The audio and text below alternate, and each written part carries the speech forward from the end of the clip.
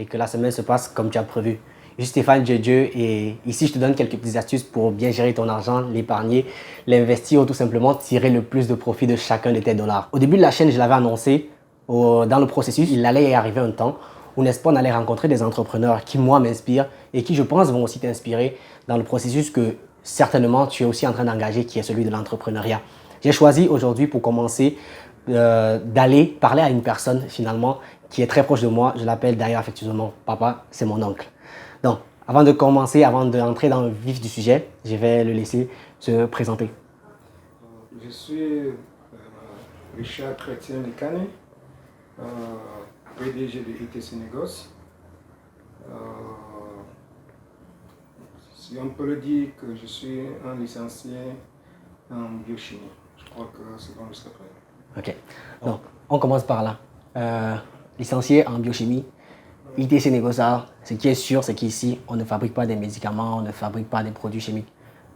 Je veux dire, est-ce que tu penses que ce que quelqu'un étudie à l'école doit forcément être le domaine dans lequel cette personne entreprend? Oh, je ne pense pas. Je crois que l'école, c'est un tout. C'est développer ses facultés. Oui. Et l'entrepreneuriat, c'est une route qu'il faut choisir par rapport à plusieurs qu'on peut avoir après l'école. Ouais. Et je pense que l'école m'a ouvert l'esprit et j'ai choisi le domaine dans lequel je pouvais être beaucoup plus à l'aise. Exact. Donc, l'école pour une personne ne devrait pas être la voie directe vers les bureaux, mais bien un endroit dans lequel il développe ses capacités. Et il va utiliser cette capacité-là justement comme un levier qui va lui permettre de découvrir plusieurs voies et il va choisir celle qui l'intéresse le mieux. Ça pourrait être l'entrepreneuriat comme ça pourrait être travailler pour quelqu'un, mais ce qui est sûr, c'est qu'il doit utiliser les bases de l'école pour avancer dans ce qu'il a envie de faire. Exactement. Je crois que tu l'as bien compris. Oui, je suis parti de l'école. Et quand on arrive à un certain point, il faut choisir exactement à quoi l'école va te servir. Et j'ai choisi l'entrepreneuriat. Et on ne l'a pas dit au début, mais il a passé quand même une partie de sa vie aux États-Unis, mais aujourd'hui, il a décidé de venir s'installer au Cameroun, pays dans lequel il entreprend, il embauche quelques personnes, il embauche plusieurs personnes. D'ailleurs, c'est ce qui m'amène à te poser la question, pourquoi, du moins, comment est-ce qu'on fait pour avoir un salaire, j'allais dire moyen, et pouvoir aujourd'hui partir des projets sur lesquels tu travailles? Je veux dire, la première entreprise sur laquelle tu t'es engagé, c'était quand même une entreprise qui demandait des investissements conséquents. Comment est-ce qu'on adapte son rythme de vie pour pouvoir faire des projets comme ceux-là? Ok, si je comprends bien, tu me demandes comment on part d'un salaire moyen pour arriver à l'entrepreneuriat. Oui, okay. Parce qu'habituellement, les gens ce sont quand même des projets qui demandent beaucoup d'argent.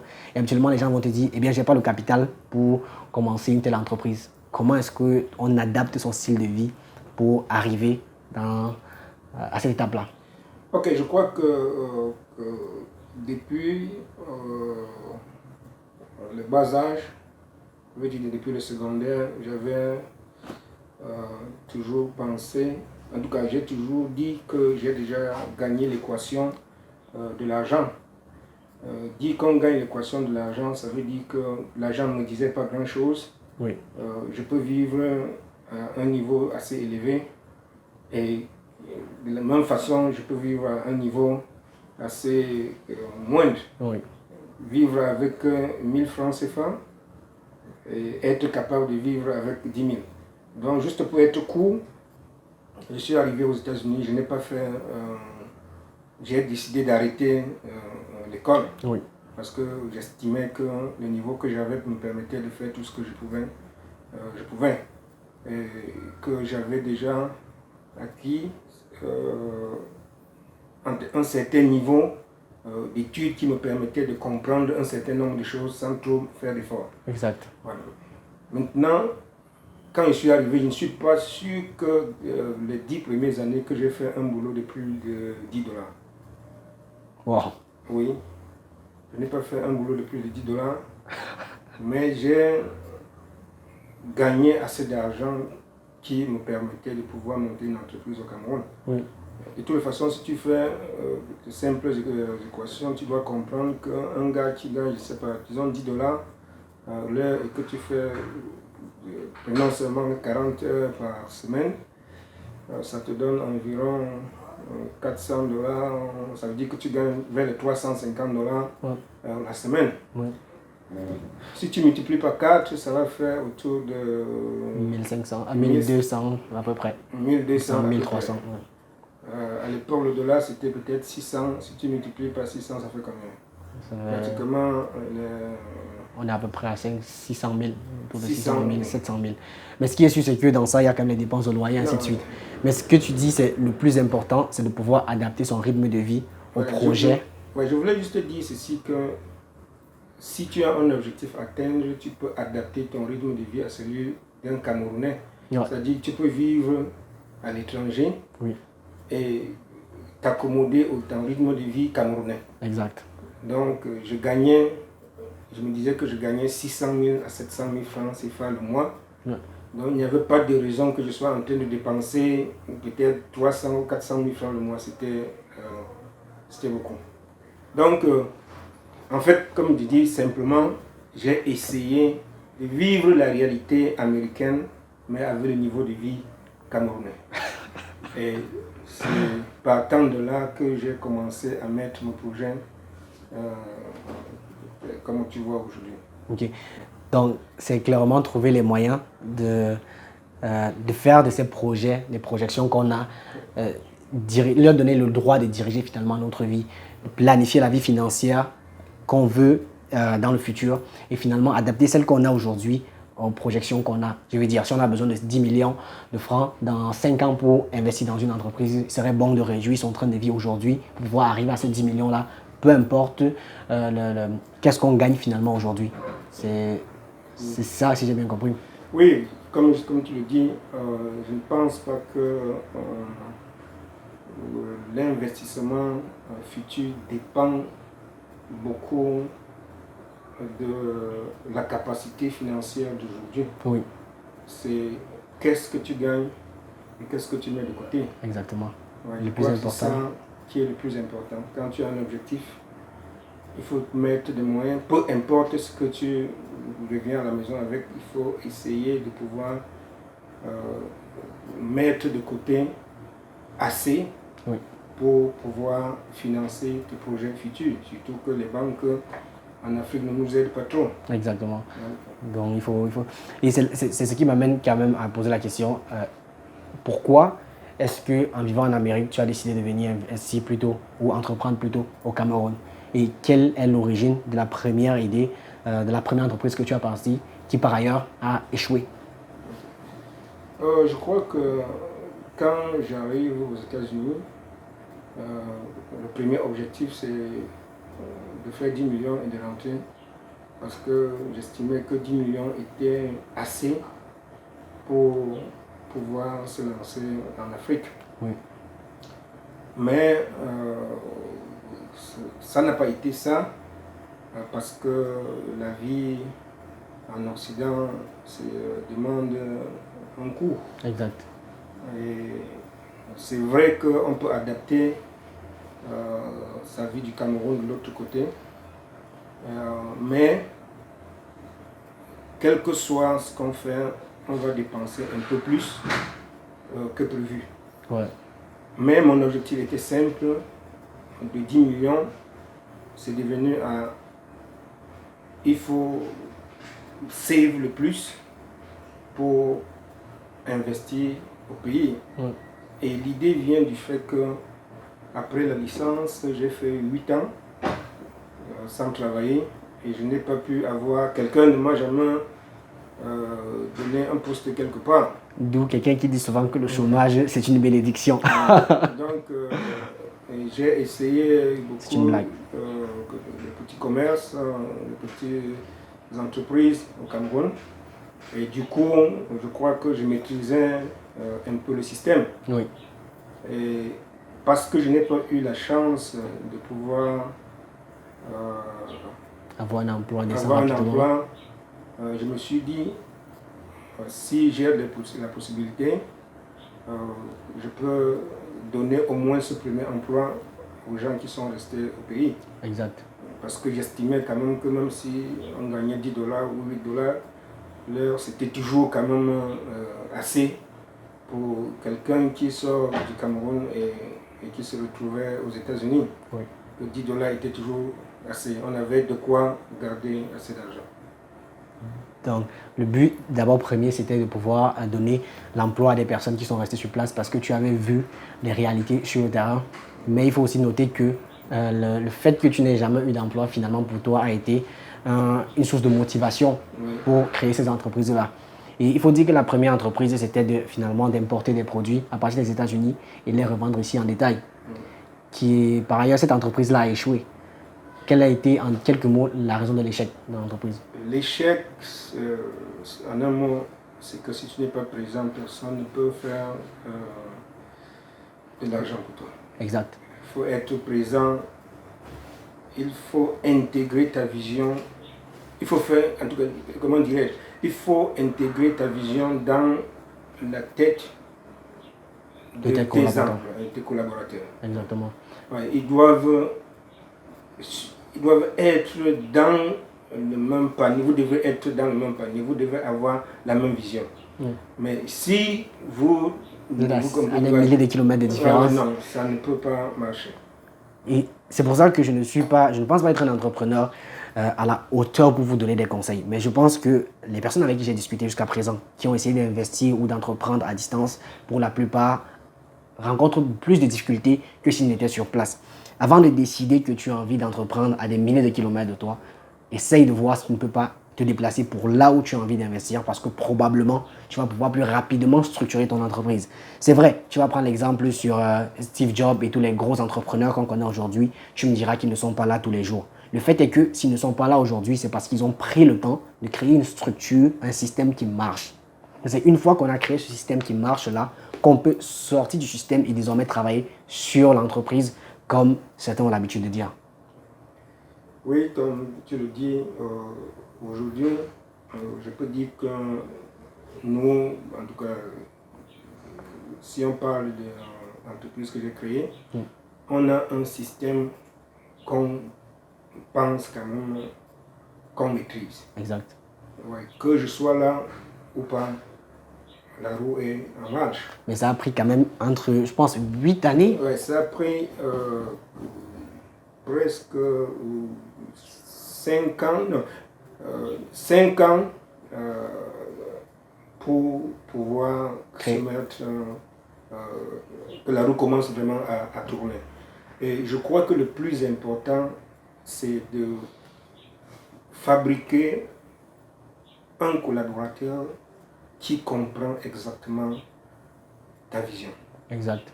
Et une fois ce collaborateur fabriqué, ça veut dire que la liaison entre toi et les autres collaborateurs qui ne comprennent pas, c'est désormais lui, il devient l'intermédiaire. Et c'est plus facile. Exactement. Ouais. Donc je crois que c'est là où, après l'échec, qui n'a pas vraiment été une mauvaise chose, parce que les gens qui étaient autour devaient comprendre que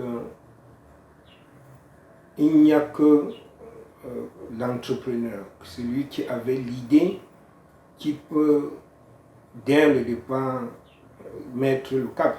Oui. Les autres vont penser qu'ils maîtrisent la situation, mais ils n'ont pas la vision de l'entrepreneur de départ. Exact. Donc c'est pour ça que je n'ai pas été là, je n'avais pas été là, et j'ai payé le prix fort. Le prix fort. On parle quand même là de plusieurs dizaines de millions de francs.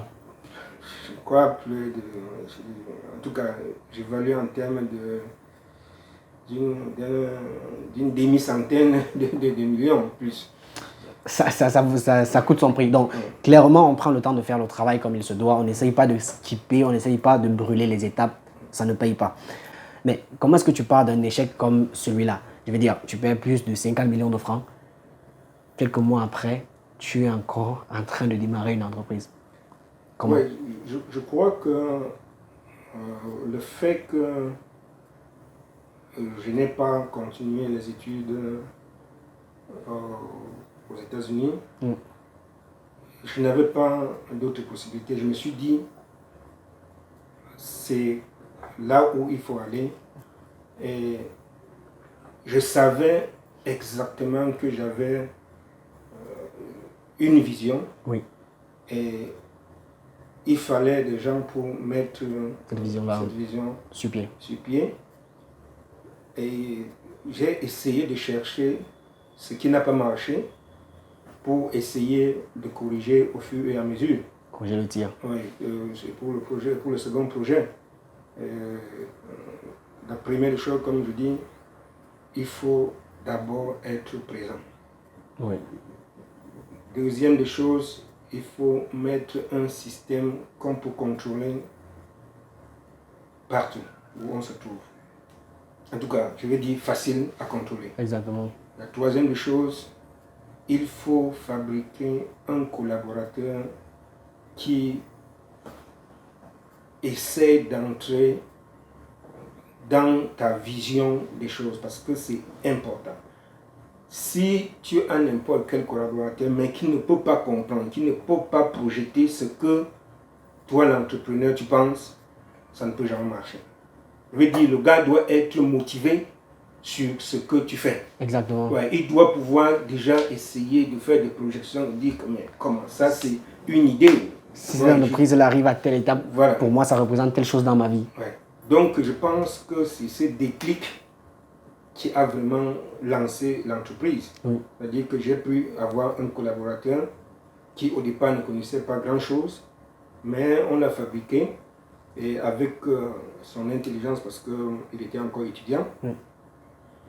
Quand il a cerné vraiment la chose et comprendre qu'il pouvait gagner intellectuellement et financièrement dans le projet, allez, directement les choses sont mises en route. Ce qui voudrait dire que l'échec de 2010, si je ne dis pas n'importe quoi, se solde par un apprentissage important, c'est celui de comprendre que tu dois être présent. Il faut que tu crées des collaborateurs, mais aussi il faut que tu puisses impulser ta vision à ce collaborateur-là.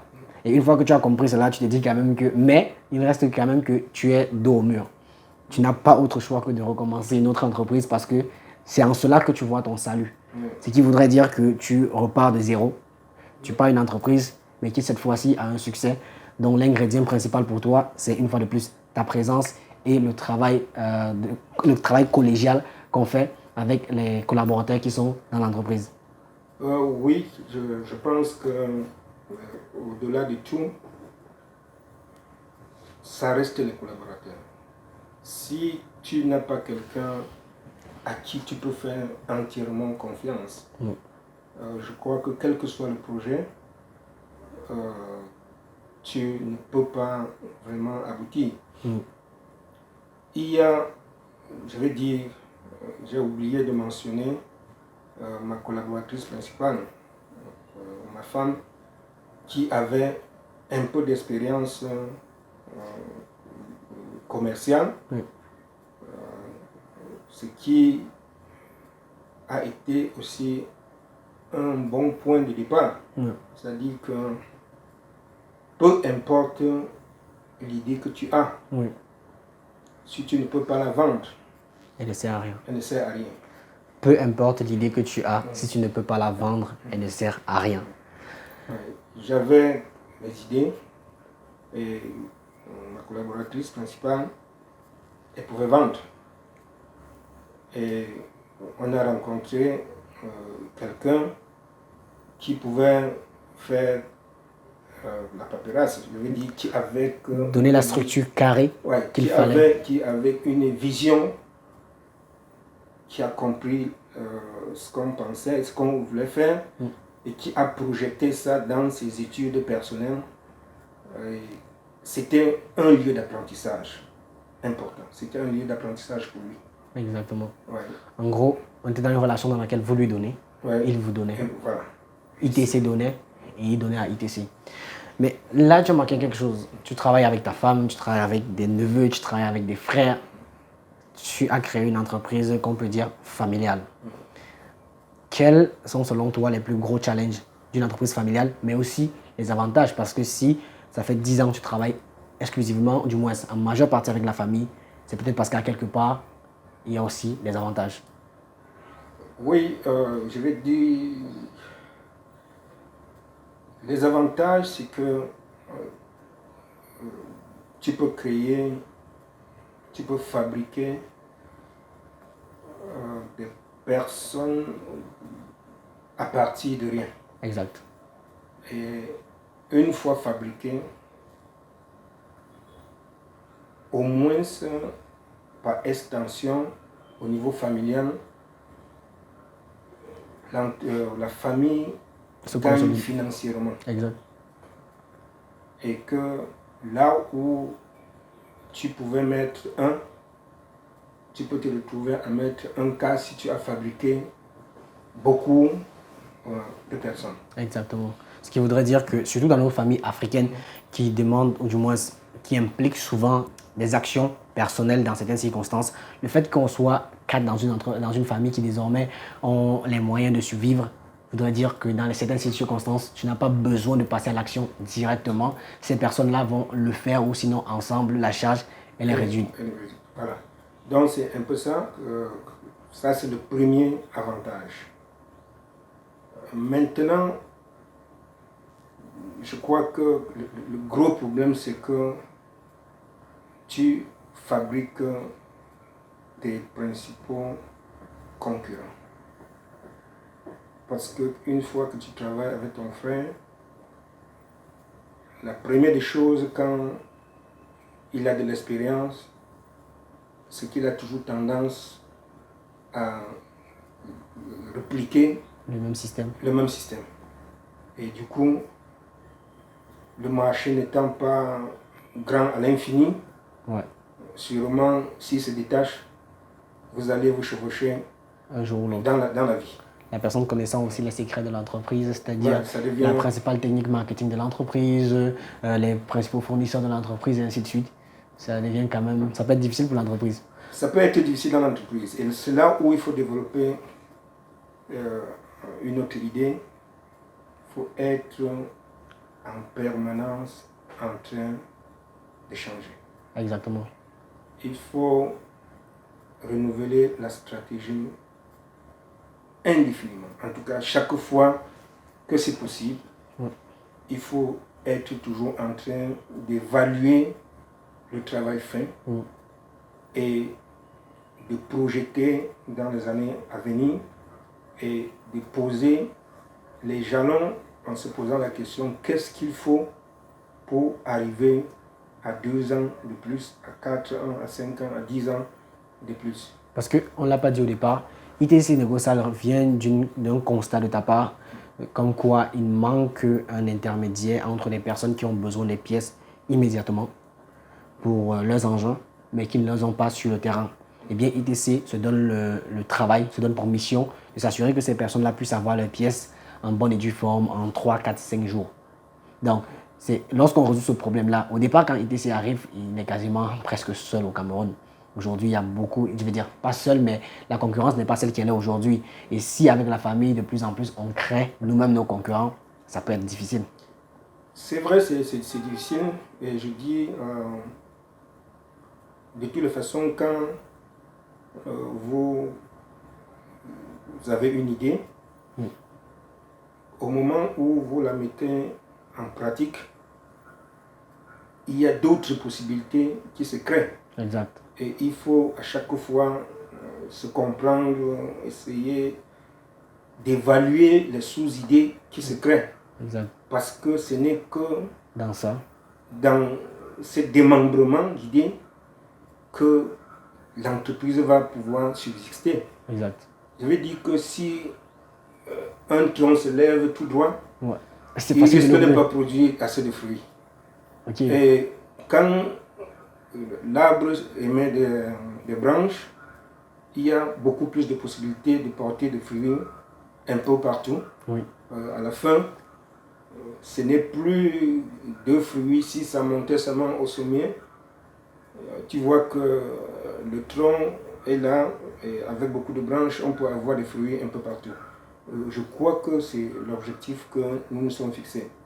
À chaque fois qu'on monte, il faut créer des démembrements et à chaque démembrement, il y a aussi d'autres possibilités de créer des sous-démembrements. Exact. Ouais. Et c'est quoi, comment est-ce que toi, en tant que CEO, quel est le rôle que tu joues dans cette structuration ou dans cette renaissance continue? Je suis arrivé tout à l'heure, tu n'étais pas là parce que tu étais sur le terrain. Comment est-ce que tu fais? Quel est ton rôle dans cette restructuration continue? Comme j'ai dit tout à l'heure, la vision est portée par le chef d'entreprise. Exact. Et si tu n'as que cette vision et que tu n'as pas d'autres possibilités de pouvoir réinventer la structure, c'est un problème. Exact. Pour réinventer, il faut connaître un peu de tout. Je vais dire un peu, tu dois pouvoir lire facilement la comptabilité, tu dois pouvoir lire facilement les finances, tu dois pouvoir lire facilement les supply chain, bref. Essayer de savoir que à ce niveau, si on essaie de pouvoir couper, on peut faire naître peut-être une autre possibilité ailleurs. Exact. Et quand on arrive à un blocage, il faut que tu sois capable de détecter rapidement qu'on est en train d'atteindre le blocage et se dire quelles sont les possibilités pour contourner. Exact. Ce n'est pas que tu te retrouves face au mur et qu'il y a des routes à côté, tu te dis qu'il faut que je casse le mur pour passer. Non, il faut chercher à pouvoir contourner et assez facilement. Et c'est pour ça que je te disais, quand le tronc monte, il faut absolument des démembrements pour porter beaucoup de fruits. C'est à toi le CEO de pouvoir voir que justement ce démembrement est important, Ouais. ce démembrement a du futur, tel autre moins, et pouvoir structurer ça. Mais tout à l'heure, durant la conversation, on parle beaucoup des hommes. Mais il y a un autre entrepreneur qui par ailleurs est aussi mon oncle, avec qui je discutais hier.